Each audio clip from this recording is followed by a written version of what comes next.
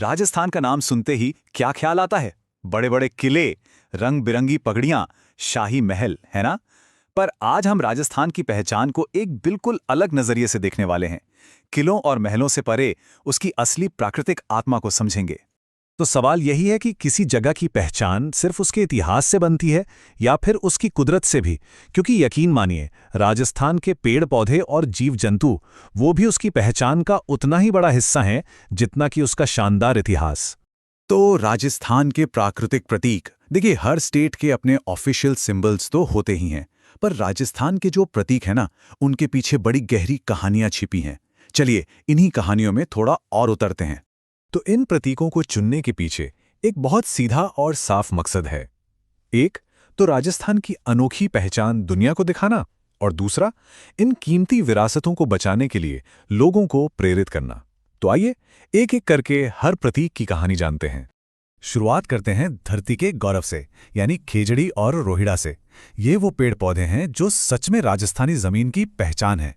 1730 ये सिर्फ एक साल नहीं है, इतिहास का एक बहुत बहुत अहम पन्ना है। और फिर ये नंबर 363, ये कोई मामूली आंकड़ा नहीं है, ये एक बलिदान की कहानी है। जी हाँ, ये कहानी है अमृता देवी के बलिदान की। अमृता देवी और बिश्नोई समाज के 362 और लोग, जिन्होंने सिर्फ और सिर्फ खेजड़ी के पेड़ों को बचाने के लिए अपनी जान दे दी थी। सोचिए, पेड़ों के लिए ऐसा बलिदान। और कमाल की बात यह है कि 1730 का वो बलिदान आज भी जिंदा है। देखिए, 1983 में खेजड़ी को स्टेट ट्री का दर्जा मिला। फिर 1988 में इसके नाम पर डाक टिकट जारी हुआ। 1991 में इसे बचाने के लिए ऑपरेशन खेजड़ा चला। और तो और आज वाइल्ड लाइफ कंजर्वेशन का सबसे बड़ा अवार्ड भी अमृता देवी के नाम पर ही है। तो खेजड़ी सिर्फ एक पेड़ नहीं है, इसे रेगिस्तान का गौरव कहते हैं, कल्प वृक्ष भी कहते हैं। दशहरे पर बाकायदा इसकी पूजा होती है। और सुनिए, ये पेड़ 5000 साल तक जिंदा रह सकता है। मतलब ये सिर्फ प्रकृति नहीं, ये तो संस्कृति का एक जीता जागता हिस्सा है। अच्छा, अगर खेजड़ी रेगिस्तान की हिम्मत का प्रतीक है, तो रोहिड़ा का फूल उसकी खूबसूरती का। इसका नाम ही है मरुशोभा, मतलब मरुस्थल की शोभा। जब मार्च अप्रैल में इसके चटक केसरी पीले फूल खिलते हैं ना, तो ऐसा लगता है जैसे पूरे रेगिस्तान में किसी ने रंग भर दिए हों। अब कहानी और भी मजेदार होने वाली है। पता है, राजस्थान में एक नहीं बल्कि दो स्टेट एनिमल हैं। है ना अनोखी बात?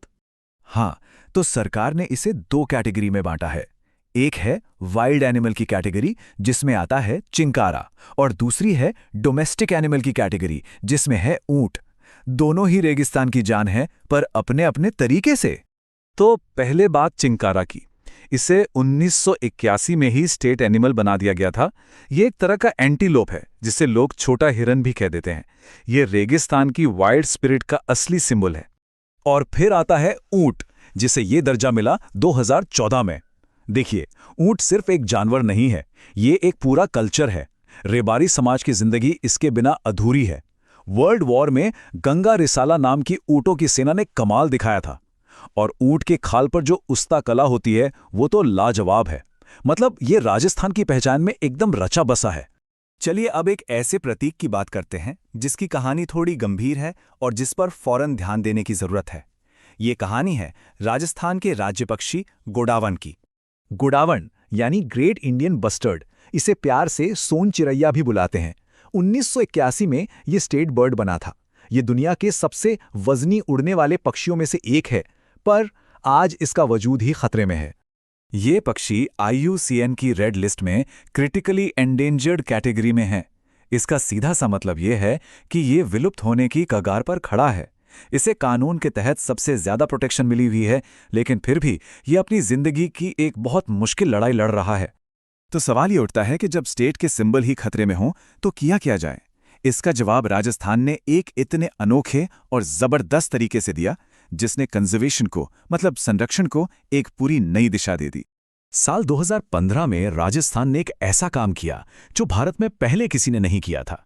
उसने अपने हर एक जिले के लिए एक वाइल्ड लाइफ मैस्कॉट, यानी एक शुभंकर तय कर दिया। ये सिर्फ एक घोषणा नहीं थी, ये कंजर्वेशन को लोकल लेवल पर ले जाने का एक क्रांतिकारी आइडिया था। इस पहल का मतलब ये था कि हर जिले को एक खास पहचान मिल गई, जैसे कि अजमेर का शुभंकर बना खड़मोर, अलवर का सांभर और बाड़मेर का मरु लोमड़ी। ये लिस्ट काफी लंबी और बहुत दिलचस्प है। और ये देखिए, लिस्ट अभी खत्म नहीं हुई। जयपुर के लिए चीतल, जैसलमेर के लिए गोडावण और श्रीगंगानगर के लिए चिंकारा।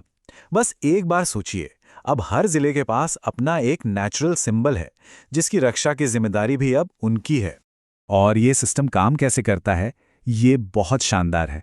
जैसे जैसलमेर को गोडावण का मास्कॉट बनाया गया, इससे क्या हुआ, स्टेट बर्ड को बचाने की जिम्मेदारी सीधे सीधे उस जिले से जुड़ गई। गंगानगर को स्टेट एनिमल चिंकारा मिल गया।